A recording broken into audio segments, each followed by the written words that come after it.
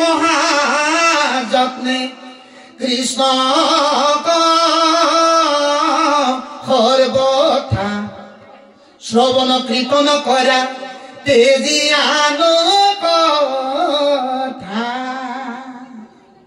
কথাটো গম পালেই নহয় গতিকে ৰবলৈ সময় নাই আৰু বেমাৰ আজাৰ নৰক যান্ত্ৰণাৰ পৰা বাচিবৰ কাৰণে এই কলিযুগত মানুহৰ কাৰণে মৃত্যু সঞ্জীৱনী ঔষধ ৰাম আৰু কৃষ্ণ দেই ৰাম বুলি কোৱাৰ লগে লগে শৰীৰত থকা পাপবিলাক গুচি যায় মহ বুলি কোৱাৰ লগে লগে দেহৰ ভিতৰলৈ পুণ্য সোমাই আহে ৰাম তাৰপিছত বিজ্ঞানৰ মতে কৈছে ৰাম বুলি কোৱাৰ লগে লগে শৰীৰত থকা এঙা গেছবিলাক বেয়া এঙা গেছবিলাক বাহিৰলৈ ওলাই যায় মহ বুলি কোৱাৰ লগে লগে অক্সিজেন গেছ ভিতৰলৈ সোমাই আহে এয়া হৈছে ৰাম ৰাম শব্দটোৰ অৰ্থ আধ্যাত্মিক তত্ত্বৰ মাজেদি আমি হৃদয়ত ৰমণ কৰিব লাগিব কৃষ্ণ নাম ৰমণ কৰিব লাগিব ৰমণ নকৰিলে একো বস্তু আমি ভোগ কৰিবলৈ নাপাওঁ আৰু দৰ্শনো নাপাওঁ একেবাৰে সন্মুখ হ'ব নোৱাৰো গতিকে ৰামৰ পিছতে আহিলে কৃষ্ণ কৃষ্ণ শব্দ অৰ্থটো হৈছে পোনপটীয়াকে আনন্দ যি মানুহে কৃষ্ণ বুলি ক'ব নোৱাৰে ৰাতিপুৱা পৰা গোটেই দিনটোত সেইজন মানুহ জীয়াতেই মৰা বুলি ক'লে দে সেইজন জীয়াতে মৰা মানুহ বুলি কৈছে আত্মাঘাতী হৈ মৰা বুলি কৈছে কাৰণ দেৱৰ দুৰ্লভ জন্ম পায়া যিটো নৰা ধম কৃষ্ণ গুণ নাম নুপুনৈ যিটো আপোনাক বঞ্চৈ পঞ্চম পাতক খঞ্চৈ যেন আত্মঘাত কৰি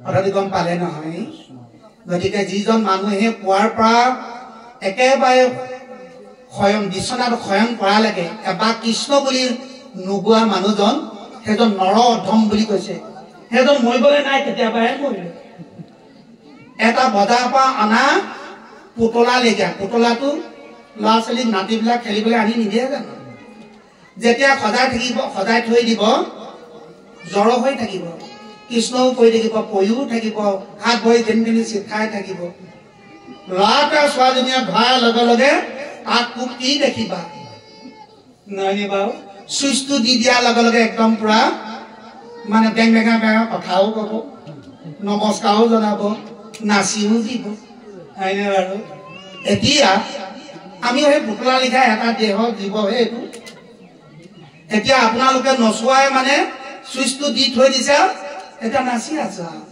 গাই আছো কৈ আছো নহয়নে বাৰু আপোনাক হ'বগৈ ঈশ্বৰে সুন্দৰ এটা মানে চৈতন্য শক্তি দিছে ইমান সুন্দৰকে আসনত বহি কৃষ্ণৰ ৰস অমৃত নিজৰা পান কৰি আছে এইবিলাক ঈশ্বৰৰ চৈতন্যময় শক্তি এই চৈতন্যময় শক্তি নাথাকিলে এনেধৰণে শুদ্ধভাৱে আসনত বহি থাকিব নোৱাৰে আপুনি ইভাগে এনে বহি থাকক কাপাখন লৈ পিনি চেটি বেটি কৰি থাকিব কিন্তু ইয়াত অকণ নালাগে ন সেইটো সেইখিনি নহবৰ কাৰণে মহাপুৰুষ শ্ৰীমন্ত শংকৰদেৱ গুৰুজনাই ভাগৱতৰ দশম স্কন্ধত কৈছে জানিয়েৰা নকৰ্ম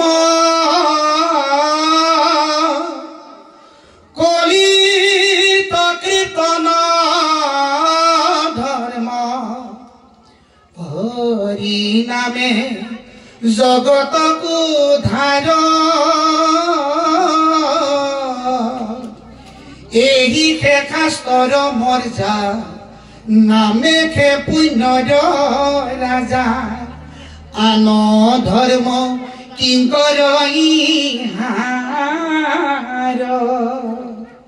জানি আৰু আন কৰ্ম বুলি কৈছে যে গুৰুজনাৰ বৰ ডাঙৰ কথা আছে আন কৰ্ম মানে এই দশ ইন্দ্ৰিয়ে অন্য 33 কোটি দেৱ দেৱতা সেৱা পূজা কৰাখিনি আন কৰ্ম বুলি কৈছে এই দশ ইন্দ্ৰিয় গতিকে এইখিনি এৰি দিয়ক কৃষ্ণক শৰণ গ্ৰহণ কৰক আৰু কৃষ্ণ গুণনাম প্ৰচাৰ কৰক তেতিয়াহে এই কলিযুগত ভাৰতবৰ্ষৰ মানুহৰ জন্ম ধৰা সাৰ্থক হ'ব কাৰণ ভাগৱত অষ্টম স্কন্ধত বটু বামনে বলিৰতা কৈছে শতকোটি জন্মান্তৰে হুৱে মহাভাগ নৰহৰি ৰক জীৱে তেবে পাৱে নাগ তাতো যদি মোৰ কৃপা হয় কপতি সেহি কৰিব পাৰে আমাত ভকতি। গতিকে ইটো জন্ম পুণ্য লাগিব দেই। ভকতি কৰিব হলে কৃষ্ণক ভকতি কৰিবলৈ হলে প্ৰথম ভকতি ক'ত কৰিব লাগিব? আমি ক'ত কৰিব লাগিব ভকতি?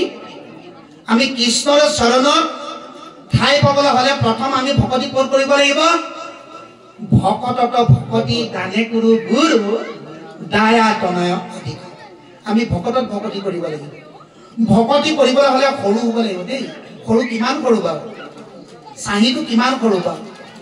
চাহিটো যদি চাৰিফাল কৰা যায়, এফালত মানে এইটো চাৰিটুকুৰাৰ ভিতৰত এটুকুৰা আমাৰ এই চকু দুটাই আমি তাক মনিব নোৱাৰো। কিহে মনিব পাৰিব? দূৰবীক্ষণ যন্ত্ৰই বিজ্ঞানৰ মতে তাক মনিব পাৰিব। এতিয়া সিমানটো হবলৈ কৈছে নহয়, অনুমাত্ৰ আমি হব লাগিব নহয়। এতিয়া হবৰ কাৰণে আমাক লাগিব ভকত সৎসংগ আৰু গুৰু সেৱা, দেহ সেৱা, নাম সেৱা, ভকত সেৱা। বোৱাৰীসকলৰ কাৰণে প্ৰতিনিতে জীয়াই থকা অৱস্থাত ভাগ্যত লিখা আছে শহু খাওক ঘৰতে পাইছে, পুৱা গধূলি শহু খাওক সেৱা ভক্তি। পুত্ৰ কন্যাসকলে পাইছে 7খন তীৰ্থলৈ আকৌ স্নান কৰা কোনো পদ্য নাই, মাত্ৰ কেৱল পিতৃ মাতৃক পুৱা গধূলি সেৱা ভক্তি যদি কৰে বোলে 7খন তীৰ্থ স্নান কৰা দৰে হয় পুত্ৰ কন্যাসকলৰ বাবে। ভাৰ্য হলে স্বামীক আয়ুসটো বৃদ্ধি কৰা মূল কৌশলটোৱে হ'ল স্বামী গুৰু সেৱা। কিন্তু স্বামী গুৰু সেৱা কৰিবলৈ প্ৰথম লাগিব নিজক নিত্য নৈমিত্তিকৰণ সদাচাৰ। এইখিনি কাৰ কি ভাগে আছে আপোনালোকে জানে। কিন্তু যিখন গৃহত নাথাকিব আচাৰ ধৰ্ম সেহি গৃহে পাপ হয় পৰ্বত আকাৰ। ভাগৱত পৰমাৰ্থী নিৰ্ণয়ত গুৰুজনাই নিবন্ধন কৰি ৰাখিছে আচাৰ ধৰ্ম আমাক লাগিব বুলিতে। সেয়েহে ভাগৱতে আমাক কৈছে যত গোপী হব সিটো কৃষ্ণক বল্লভা, কৃষ্ণ অনুমতি লৈয়া গয়া সেহি সভা। এতিয়া গোপীসকল বুলি কৈছে যে গোকুলৰ গোপীসকল, গোপী গো মানে বেদ, পি অৰ্থটো হল বেদত যি ভগৱন্ত গুণনাম নিহিত হৈ আছে আৰু সেই বেদ গুণনাম যেতিয়া চৈতন্য হয় মহা অন্নৰ দ্বাৰাই ৰস আস্বাদন কৰিব বা পান কৰিব তেতিয়া আপোনাক হব আমাক হব গোপী বুলি কৈছে। গতিকে সঁচাকৈ ইটো জন্ম আমাৰ পুণ্য আছিল দাপৰ যুগত বৃন্দাবনত হয়তো লতা বন এডাল আমি প্ৰত্যেকে আছিলো কিবা এটা নহয় বাৰু, কৃষ্ণ চৰণৰ পৰশ আছিলে। সেইকাৰণে আজি কৃষ্ণ গুণনাম শ্ৰৱণ আমি কীৰ্তন কৰিবলৈ সকলোৱে পাইছো। হওক যদি তাতো নাছিল যমুনা বালিক হয়তো খুবখন এটা বালি চাহি হলেও আমি আছিলো। কৃষ্ণ চৰণৰ পৰশ পোৱাৰ কাৰণে আজি এই কলিযুগত ভাৰতবৰ্ষত মানুহৰ দেহ এটা সজাগতা লৈ ভকত সংগলে আহি সঁচাকৈ ভগৱন্ত গুণনাম ৰস আস্বাদন কৰিবলৈ পাইছো। হওক গতিকে বাপাই সকল এই গোপী অৰ্থাৎ এই গোপী যত গোপী হব সিটো কৃষ্ণক বল্লভা। গোপীসকল কৃষ্ণ মানে মহাভকত আৰু সেই গোপীসকল কৃষ্ণ অনুমতি লৈয়া গয়া সেহি সভা। এখন সভা নিৰ্মাণ হৈ আছে, সেই সভাত সমস্ত নাৰীসকল ৰজা মহাৰজাসকল উপবিষ্ট আছে আৰু কৃষ্ণ অনুমতি সাপেক্ষে সেই গোপীসকলো সেই সভালৈ যাত্ৰা কৰিলে। তাৰ পিছত কি কৰিলে? কাখন বাক দেখি মাধৱৰ ভাৰ্যাজত ৰাম ৰাম কৃষ্ণ কৃষ্ণ। সেই সভাত বোলে মাধৱৰ ভাৰ্যাসকলে কি কৈছে? দেখা লগে লগে সাদৰি দিলন্ত স্থান নিজ আসনত। মাধৱ ভাৰ্যাসকলক দেখা পোৱাৰ লগে লগে উচ্চতা আসন নিৰ্মাণ কৰি সকলোকে তাত মান্যতা সহকাৰে বহিবলৈ দিছে। আজি সেৱকীসকলেও এই সভাখন নিৰ্মাণ কৰিছে। এই সভাখন ইয়াৰ ৰজা প্ৰজা আৰু ধনী দুখীয়া আৰু সকলো ইয়াত মানে সুমন্দিত হৈ আছে। কিন্তু এই সভাখনত আসনত যেতিয়া বহিলে ইয়াত এটাই হ'ল, আমি সকলোৱে মানুহ, আমি ইয়াত থকা সকলোৱে ভকত, আমি ইয়াত থকা সকলোৱে মহামহন্ত, ইয়াত থকা আমি সকলোৱে কি বাৰু সাধু। গতিকে আমাৰ শ্ৰেণীটো প্ৰত্যেকে সমান, ইয়াত সৰু ডাঙৰ কোনো পাৰ্থক্য নাই। বোলে মাহ প্ৰসাদৰ ভাগটো সৰু ল'ৰাটো বোলে তুমি সৰু হৈছা আধা থৈ দিওঁ তোমাক, এই বুলি থৈছে জানো? নাই থোৱা। গতিকে সকলো সমান ভাগেই ভাগ পাব আৰু শুনিবলৈ সকলো সমান ভাগ আছে। এই আইগৰাকী গৰ্ভত থকা সন্তানটো 5 মাহৰ পৰা যদি ইয়াত আইসকল আছে তেওঁলোকেও সমানে শুনি আছে। কিন্তু শুনাটো বহুতখিনি কথা বতৰা আছে। যদি বহি থকা অৱস্থাত মনটো যদি ক'বালৈ মেলি দিলো, চে গৰুকেইটা এৰাল দি থৈ আহিলো, এতিয়া বদলি দিবলৈ কৈছো ন, কৃষ্ণ হৰি হৰি বদলি কৰি দিলে নাই। সিটোপৰীয়া হ'ল আকৌ পানী খোৱা সময় হৈছে, পানীকণ বদলি দিলে নাই। কৃষ্ণ ভজন বৰ সুন্দৰ কথা আপুনি উপস্থাপন কৰিছে। শ্ৰৱণ নহয়নে বাৰু? শ্ৰৱণ ভাগ কেনেকৈ কৰিব লাগিব অকণমান কৃপা কৰি দিয়ক, সমস্তৰে কৃপা হ'ব বুলি ভাবিছো। কৃষ্ণ।